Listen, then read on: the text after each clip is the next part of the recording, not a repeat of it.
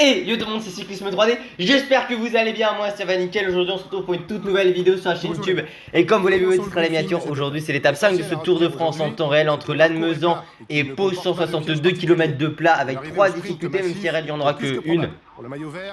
Je suis très heureux de vous retrouver, hein. Là on est à quelques heures du grand départ du Tour au moment où je tourne. La canicule est prévue aujourd'hui et il me semble que ce sera le cas IRL, hein. Alors comme je dis, on est samedi, donc au moment où je tourne, si on regarde pour mardi, ouf, il prévoit 37 degrés à Pau. Oh. J'avoue que, alors, il y a la nouvelle règle qui dit que maintenant on peut arrêter une étape, enfin qui pourrait être annulée pour raison de canicule. Je sais pas, faudra voir. En tout cas, je suis super content de vous retrouver à travers les Hautes-Pyrénées, les Pyrénées-Atlantiques, bien évidemment, le Gers aussi. Est-ce qu'on a un passage Haute-Garonne? Je crois pas tant que ça. Par contre, on va parler de pas mal de choses aujourd'hui. Alors, il y aura peut-être moins de patrimoine, mais il y aura quand même quelques villes où on sera obligé d'en parler un petit peu. Lannemezan-Pau, un parcours sans réelle aspérité permettra aux fonceurs de s'exprimer sur la place de Verdun aujourd'hui. Les équipes des principaux intéressés, impatients d'en écoute, feront certainement le nécessaire pour contrôler les échappées du jour. Et oui, première étape de plaine de ce Tour de France, il faudra attendre la 5e journée. Bien évidemment, c'est assez intéressant, on passera notamment à Vic-en-Bigorre, qu'on parlera peut-être, ainsi que de Trie-sur-Bèze. Trie-sur-Bèze, on peut juste évoquer le fait que c'était la ville de départ d'une étape du Tour de France en 2018, remportée par Andemar en direction de Pau. Mais les gars, alors il y a pas mal de fatigue, mais Ayuso, t'es en forme classique depuis le départ et la veille du Tour Malette en pic de forme, sur une étape de plat. Alors que les derniers jours, tu perds tout le temps ton énergie, il n'y a rien qui va là-dedans. Verona, Skuins, Verona est en pic de forme, bonne forme pour Direggi et Tom Skuins. Forme classique pour Matthias Vacek, Mats Pedersen, Quinn Simmons et Matthias Kelemos. Pedersen a déjà pas mal de barres de fatigue, ça c'est pas très bien. Mais on va envoyer à l'avant Matthias Vacek. Quoique Vacek, j'ai dit sur l'étape de Pau. L'étape de Bordeaux. Messieurs, bonjour. C'est un parcours sans on va peut-être envoyer Skuins à l'avant aujourd'hui. Après, il y a quand même ce maillot de champion de République tchèque. On a le maillot de Cararoual qu'on voit ici, qui a été ajouté depuis que j'ai fait le tour en temps réel. La Visma également. En vrai, j'ai envie d'envoyer Vacek à l'avant aujourd'hui. Quinn Simmons, il a été à l'avant hier. Tom Skuins, on verra Tom Skuins. Mais je pense que j'aimerais bien Vacek peut-être sur Pau. Après, on a un autre corps qui est champion national. Donc, vous savez quoi, on va envoyer Vacek aujourd'hui. Attendez, Bordeaux, peut-être qu'on enverra. Je sais pas. Faudra voir avec Ussel. Mais en tout cas, les deux vont faire des échappées, ça c'est sûr, sur les étapes de plat. Et attaque d'entrée de Matthias Vacek au kilomètre 20. On va parler d'une petite commune quand même au kilomètre 20 qui sera assez importante. Je me laisse juste un peu en mode auto pour voir ce qu'on est capable de réaliser, parce qu'on va quand même parler de la ville de départ, la ville de Lannemezan, qui va être une ville assez intéressante. Lannemezan, parce que c'est situé dans les Hautes-Pyrénées en Occitanie, ses habitants sont les Lannemezanais. 5811 habitants, c'était dans 2023 pour cette commune. Alors, elle est dans ce département, je l'ai dit. Ses habitants, ça on l'a dit. Alors, sur le plan historique et culturel, la commune est dans la région de la Gascogne de Magnoac, sur le plateau de Lannemezan, souvent étape dont on part sur les Pyrénées, qui reprend une partie de l'ancienne Nébouzan qui possédait plusieurs enclaves au cœur de la province de Comminges et a évolué dans ses frontières jusqu'au plus ou moins disparaître. Nébouzan, pour ceux qui ne savent pas, comme moi, c'est une région historique de la Gascogne, à cheval sur les Hautes-Pyrénées et la Haute-Garonne. Au Moyen-Âge, c'était un vicomté vassal du comté de Comminges et détaché en 1251-1267. Ses villes principales sont Saint-Gaudin, la Maison. Elle fait également un pays d'État possédant ses propres États provinciaux. Elle fait l'objet d'une recherche approfondie de Jean Bourdette, historien de l'Avedon à la fin du 19e siècle. On va juste parler de Magnoac quand même. Donc en Gascogne, centré sur Castelnau, on en parlera, et Montléo, Magnoac, à l'extrémité nord-est des Hautes-Pyrénées, limitrophe avec le Gers et la Haute-Garonne. On va parler de Castelnau, Magnoac tout à l'heure. On va peut-être parler quand même vite fait de Vic-en-Bigorre. Allez, vous savez quoi, Vic-en-Bigorre. Donc commune de Vic-en-Bigorre, alors qu'on a seulement 17 secondes d'avance avec Alex Kirch, Mathis Louvel et Nelson Oliveira, que des gros rouleurs à l'avant de la course. On va peut-être aller sur cette étape de Vic-en-Bigorre, donc c'est dans les Hautes-Pyrénées en Occitanie. Sur le plan historique et culturel, elle fait partie du comté de Bigorre, un comté historique des Pyrénées françaises et de Gascogne, exposé à un climat de montagne drainé par l'Ardour, les Chaises, le Lys, le canal de Luzerte, le canal du Moulin, le ruisseau de Dibès, ruisseau de la Pouge, ou encore par divers petits cours d'eau. La commune possédant un patrimoine naturel remarquable, site Natura 2000, la vallée de l'Adour, une zone naturelle d'intérêt écologique, faunistique et floristique.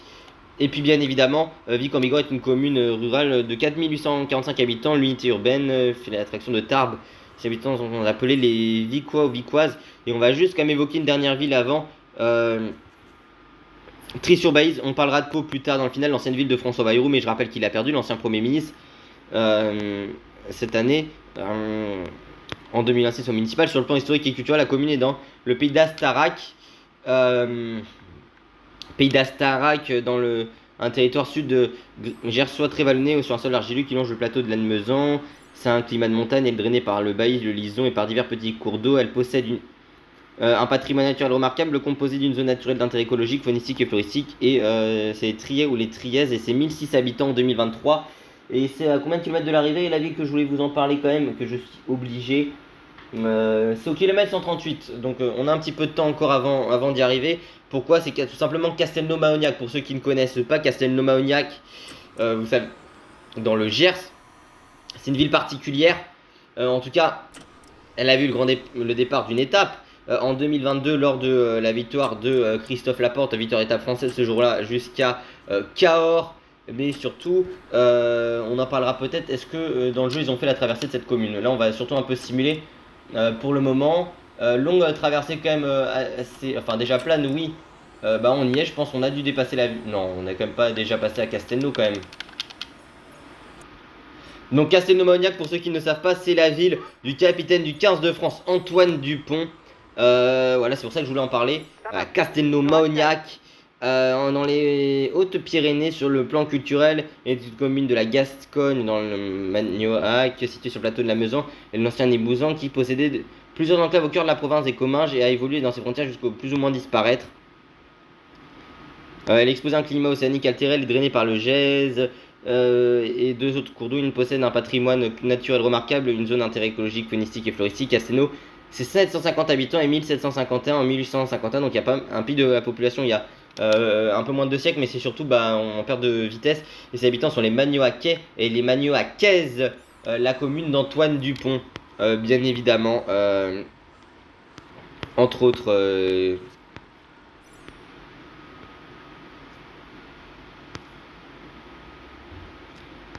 J'imagine que c'est mis quand même quelque part sur Wikipédia quand même. Je suis même pas sûr que sur Wikipédia. Ah voilà, Antoine Dupont bien évidemment, le meilleur joueur du monde 2021, l'ancien meilleur joueur du monde de rugby à 7, triple vainqueur du tournoi Destination, ancien meilleur joueur du tournoi Destination également, double champion d'Europe avec le Stade Toulousain et puis vainqueur à 6 reprises du championnat de France, dont cette année encore champion olympique bien évidemment pour Antoine Dupont, pour ne citer que lui. J'imagine qu'on est dans la traversée de sa commune, donc je vais vous laisser profiter de Castelnau. On a 1 minute d'avance, vous voyez que Jordan Gégat tout comme Damien Dawson sont déjà distancés. Allez, 1 minute d'avance. Ce qui a été assez important. On va peut-être pouvoir parler d'une chose quand même que je voulais vous évoquer sur cette étape. Si on peut parler des échappées. Alors certes là il y a une échappée, mais il y a de moins en moins d'échappées sur les étapes de plat du Tour de France. Alors parce que déjà effectivement la plupart des équipes soit jouent une place au classement général aujourd'hui ou alors un sprinter capable de faire une belle place. Et puis surtout maintenant que les étapes sont diffusées en intégralité, on voit quand même ton maillot et ton sponsor. Donc ça c'est une problématique qu'on rencontre depuis plusieurs années. Et déjà dès 2017 sur l'étape peut-être de Dordogne, à l'époque où Johan Fredo expliquait que cette côte de Danton 3 km 200 3,8% pour semaine qui n'est pas répertoriée au classement de la montagne dans le jeu. Le problème c'est que tout simplement il y avait peu de monde qui allait à l'avant, notamment pour dynamiter la course. Et il proposait plusieurs solutions. Et notamment il proposait des points ici. C'est vrai qu'aujourd'hui avec le système de montée-descente qui n'existait pas à l'époque, on a un intérêt à pourquoi pas prendre des points ici. Je sais pas si est-ce qu'on pourrait pas modifier ça dans le règlement, faire des sprints points UCI, ce qui pourrait avoir un intérêt pour certaines équipes qui jouent le maintien en World Tour. Aller chercher des points, on va juste faire ce point au classement de la montagne parce qu'on a un coéquipier qui est pas très loin et puis ça fait Voilà, ça nous permet aussi voilà, de passer en tête, de prendre un petit point avec Vacek. On va faire quelques kilomètres à combativité avec lui. T'es passé en tête du grimpeur, c'est bien. Mais après également aussi, c'est une solution qu'on peut entendre. Après, une autre solution, ce serait faire plusieurs sprints intermédiaires. Soit en élevant le nombre de points en sprint intermédiaire, ou alors d'en faire 2 ou 3 par étape qui existaient à une époque, je crois, dans les années 2000. Moi, j'ai pas connu, hein, mais en tout cas, ça existait. Et moi, je pense qu'on pourrait faire cela, plusieurs sprints intermédiaires, et faire un classement du sprint intermédiaire. Alors, est-ce que ce sera un maillot, est-ce que ce sera un dossard, comme ce que l'on a sur le Giro, ou alors un prix de la Fouga. Je rappelle que le prix de la Fouga, ce n'est pas comme un prix du Supercomatif, qui est comme sur le Tour de France, sauf que là, c'est pas un jury, mais c'est nous qui pouvons voter avec un QR code sur le Giro pour le prix du plus combatif de l'étape. Le prix de la Fouga, et il y a le prix du super combatif bien évidemment à la fin de l'épreuve où on peut voter. Mais le prix de la Fouga, c'est tout simplement le nombre de kilomètres fait en échappée dans un groupe de 1 à 10 coureurs en ayant fait plus de 5 km à l'an de la course.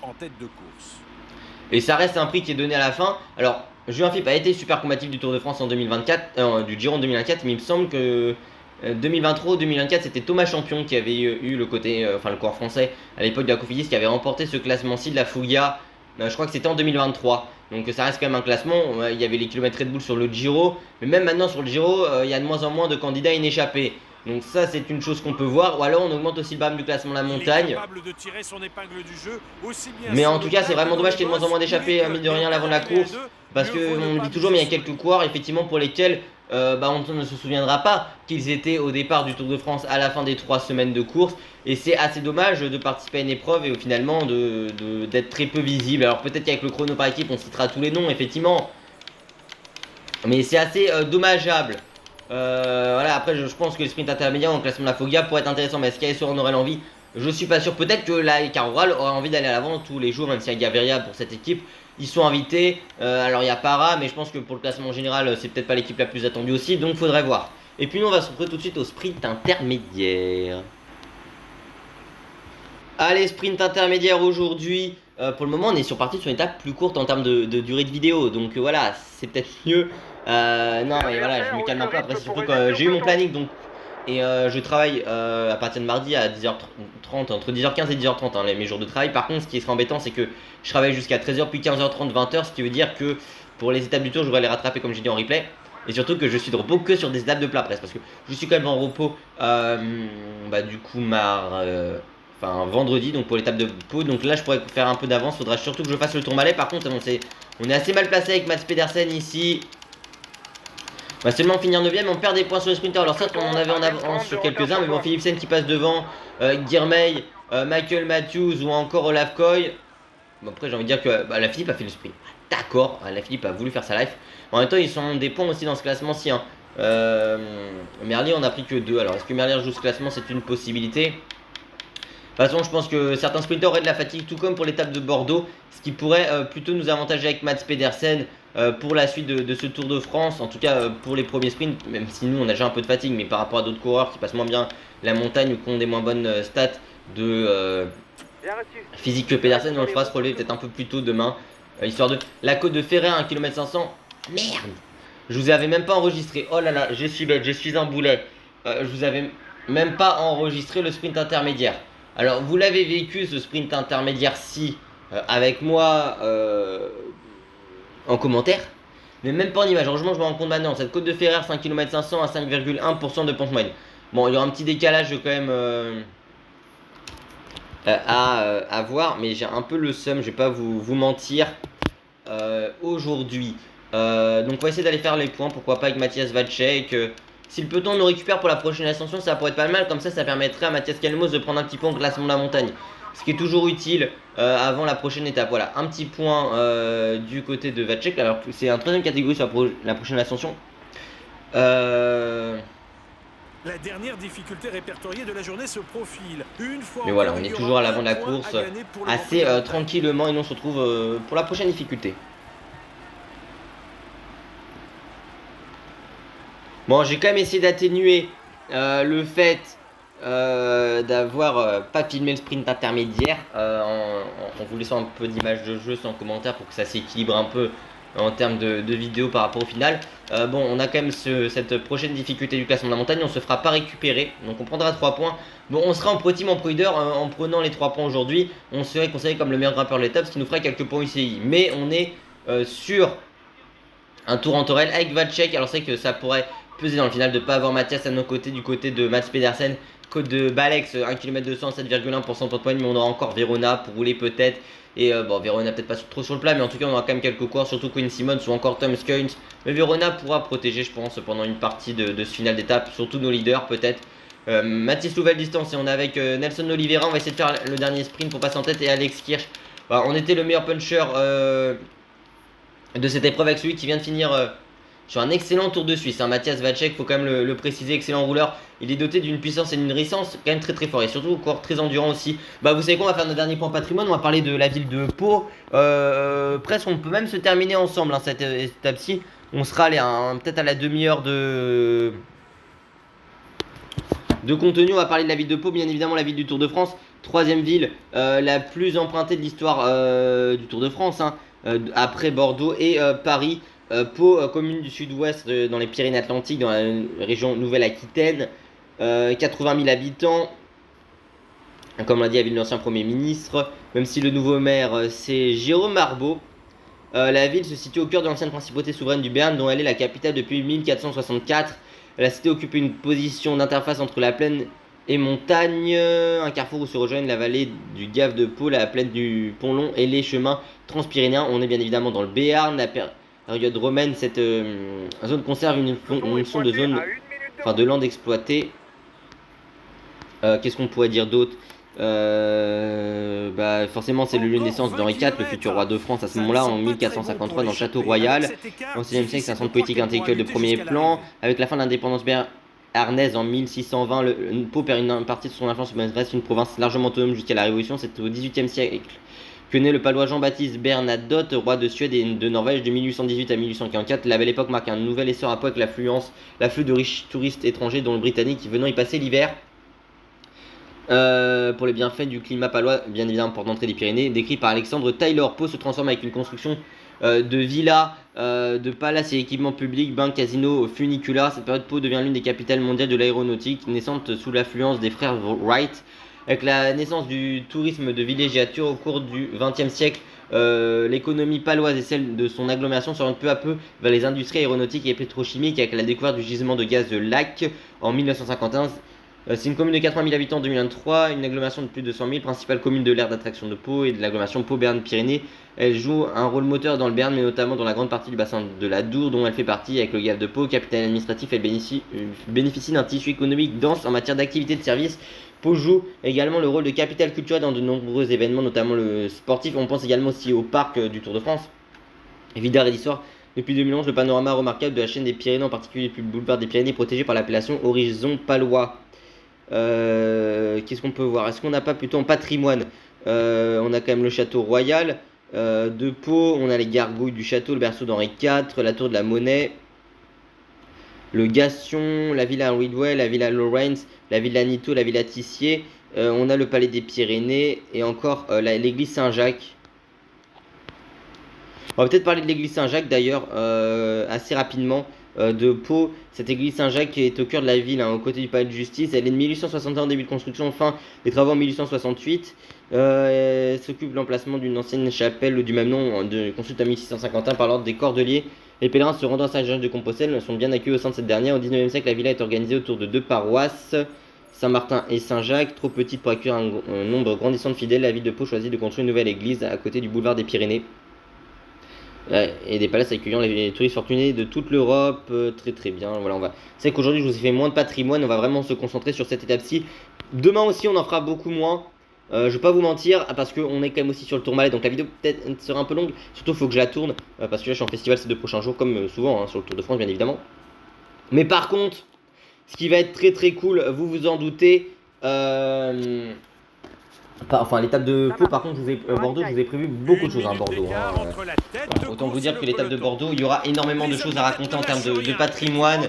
Ne serait-ce que parce que Bordeaux, allez, je vais vous donner quelques petites pastilles de ce que l'on aura. On parlera de Montaigne, bien évidemment, de l'histoire de Bordeaux avec le Tour de France, les anciens maires Juppé ou encore Chaban-Delmas, l'UBB, les Girondins de Bordeaux. On parlera de la place des Quinconces, la partie port, on parlera même de Cdiscount, de Landiras avec l'incendie de forêt, le parc naturel des Landes de Gascogne. On parlera du bassin d'Arcachon, de Mont-de-Marsan. Voilà, c'est quasiment à peu près une grande partie des choses que je vous ai notées quand même. Bien évidemment, le vignoble de de Bordeaux, pardon, le vin de Bordeaux avec ses crus. Mais on peut également aussi penser avec ses châteaux. Mais surtout, en termes de vignoble, on peut passer à ce qu'ils appellent la Silicon Valley du vin en tout cas. Et le centre du vin tout simplement, la cité du vin pardon de Bordeaux. C'est plutôt ça que je voulais quand même parler. Ils appelaient ça la Vino Valley. Et puis Bordeaux avec l'aménagement urbain aussi. Et puis voilà, j'ai bien parlé d'anciens maires, surtout qu'on modifie la ville et qui ont été des anciens premiers ministres par la même occasion également. Et puis on peut surtout parler au niveau de Bordeaux, bien évidemment aussi, le fait que ce soit l'ancien port, plus avec l'esclavage, tout ça. Il y a beaucoup de choses à parler de Bordeaux, avec le commerce aussi triangulaire, tout ça. Beaucoup de choses à dire. Le plus combatif, on l'a vu, c'est Ilan Van Ruiter, qui est là. Sur le Pro Team Mysterio, à un moment de sa route, j'étais de retour. Bon, Matthias Vacek devant, très clairement, on va peut-être lui demander de rouler encore un 100 pendant quelques kilomètres. Il va se rapprocher du côté du classement de la combativité, mais on jouera avec lui, avec Skuns, avec Skelmous, on joue le maillot à poids avec lui, mais il est bien placé au général encore. Mais on essaiera d'avoir ce classement-ci.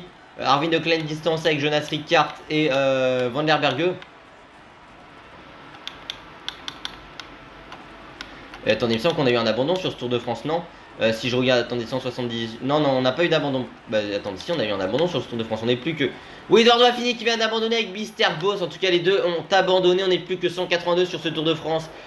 Ouais, et la Visma qui perd quand même son excellent rouleur, Eduardo Affini, qui aurait pu aider Vingord sur le plat.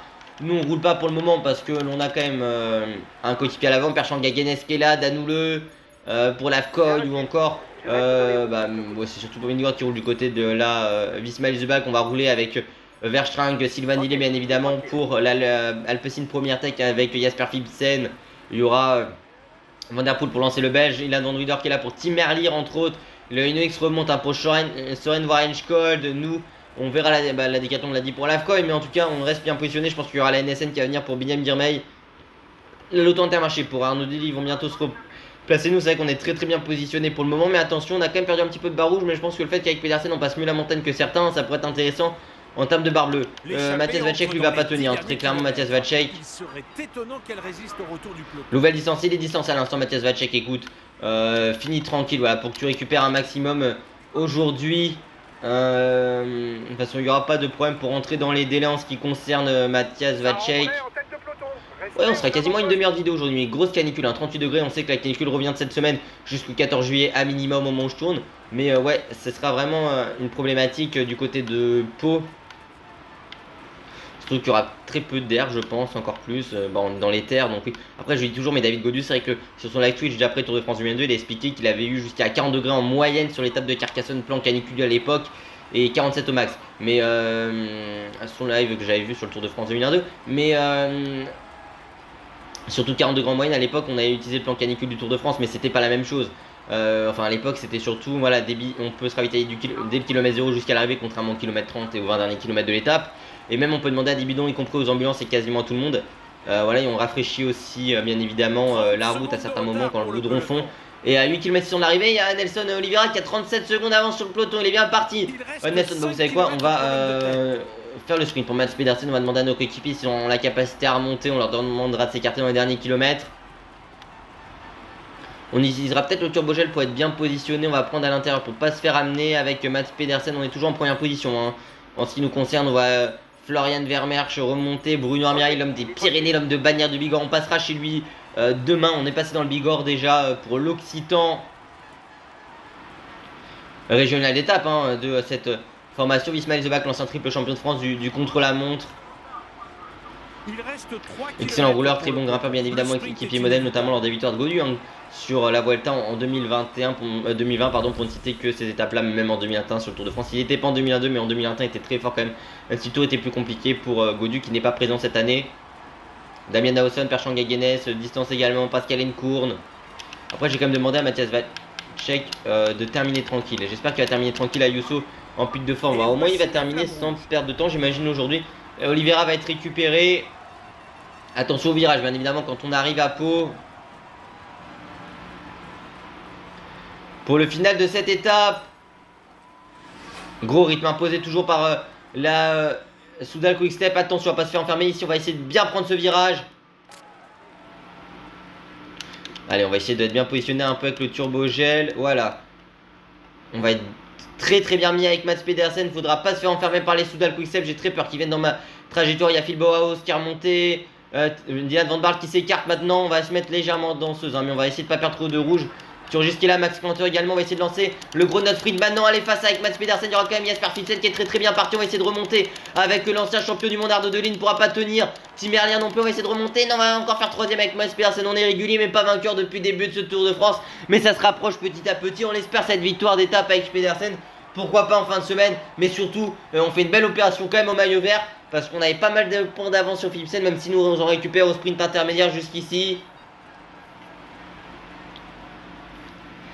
Bon, après en finissant en haut, je vais peut-être lancer de trop tôt. C'est vrai que par rapport au fait que mes adversaires tout simplement dans le final perdaient en énergie. Mais après moi j'ai pris mon turbogel un peu plus loin ici pour me permettre justement de rester quand même dans les roues et pas perdre l'aspiration. On était quand même bien positionné, il n'y a personne pour nous gêner là, c'était plutôt bien. Bon, est-ce qu'on peut remonter au moment où j'ai pris le turbogel? Parce qu'à un moment on est quand même en danseuse, nous avec Mats Pedersen. Je pense pas qu'on le verra ici, j'ai l'impression. Si voilà, juste ici. Peut-être que j'aurais pu prendre le turbogel limite plus tard, mais j'avais peur de me faire enfermer si je le prenais en entièreté. Après, c'est vrai que certaines fois, les sprinteurs, notamment Tim Merlier, étaient déjà quasiment en danseuse avant la flamme rouge. C'est pour ça aussi que je me mettais en danseuse. On voyait notamment Olaf Koy, Arnaud Deline. Alors, Deline n'a pas tenu, il avait plus d'énergie. Mais même Philipsen était déjà en danseuse. Après, je lance peut-être un petit peu trop tard ou alors trop tôt par rapport à la barre rouge qui me restait. Mais on remontait quand même très fort. Après, on s'est battu par Phil Bauhaus qui a plutôt bien fini de manière intelligente. Et avec 15 vélos d'avance, victoire de Jasper Philipsen aujourd'hui. Qui s'impose le Belge de l'Alpecin, première take. Sa première victoire pour ce Tour de France, celui qui a remporté une étape sur les 5 derniers Tours de France du coup 2020, enfin les 4 derniers IRL, mais là on dirait que s'il gagne à ce moment là c'est sur les 5 derniers Tours de France, donc 2022, 23, 24 et 25 et donc 26 ici. Le maillot jaune toujours sur les épaules depuis le premier jour de Jonas Vingegaard. Le Danois de la Visma Leaseback en jaune toujours, le maillot vert pour Remco Evenepoel qui l'a toujours malgré les points pris, mais parce que tout simplement avec 3 étapes qui se sont jouées pour les baroudeurs, enfin pour les baroudeurs, pour les favoris du général, forcément il a des points d'avance. Le maillot de la montagne est toujours sur les épaules de Jordan Jegat, mais qui sera pas attendu au tournant, mais en tout cas qui aura pas mal, enfin qui devra surtout être en bonne forme demain pour l'étape de montagne Reine des Pyrénées en direction de Gavard Nijad, et puis le maillot blanc sur les épaules de Paul Sexas, le coureur français de la Decathlon CMA CGM. Et demain, on va être avec Juan Ayuso, je vous le préviens. Hein. Juan Ayuso, là, très clairement, on aura besoin de lui. Là, il n'y a plus d'histoire. Juan Ayuso, on est en mauvaise forme, j'espère, et on n'a plus d'énergie. Non, là, ce sera pour toi, très clairement, cette étape. Mais tour, je pense, assez éreintant physiquement pour la plupart de nos coureurs. Et du côté du classement de cette étape, c'est la victoire de Jasper Philipsen, le Belge, de la Alpecin, première attaque en 3h25 minutes et 48 secondes avec 10 secondes de bonification pour lui. Du côté du classement général, Jonas Vingegaard toujours en tête, le Danois de la Visma Leaseback en 16h48 minutes et 45 secondes en tête du classement du meilleur grimpeur. 15 points toujours pour Jordan Jegat, le français de la Total Energy. Du côté du classement par points, 86 points pour Remco Evenepoel, le Belge de la Red Bull Brandesgreu. Après, c'est vrai que du côté de mon équipe, la plupart des coureurs, on a déjà des points. Hein. Du côté du classement des jeunes, en 16h50 minutes et 17 secondes, c'est Paul Sexas, le coureur français de la Decathlon CMA CGM. Du côté du classement par équipe, en 49h48 minutes et 24 secondes, c'est l'équipe allemande, notre équipe, la Lidl Trek sur ce tour en temps réel. Et puis du côté du classement par activité, 269 km pour Ilan Van Wieder, le Belge de la Soudal Quickstep. Mais court, on fait quelques kilomètres pour le moment. Hein. Mais on va commencer par la suite à faire, on va commencer très bientôt à vraiment se mettre à fond dans ce classement. En tout cas, j'espère que cette vidéo vous a plu. Si c'est le cas, n'oubliez pas de vous abonner, activer la cloche de notification, liker, partager, commenter, de venir me rejoindre sur Insta et sur TikTok, c'est Cyclisme 3D et moins de 30 minutes de vidéo. Allez, portez-vous bien, à la prochaine, ciao ciao.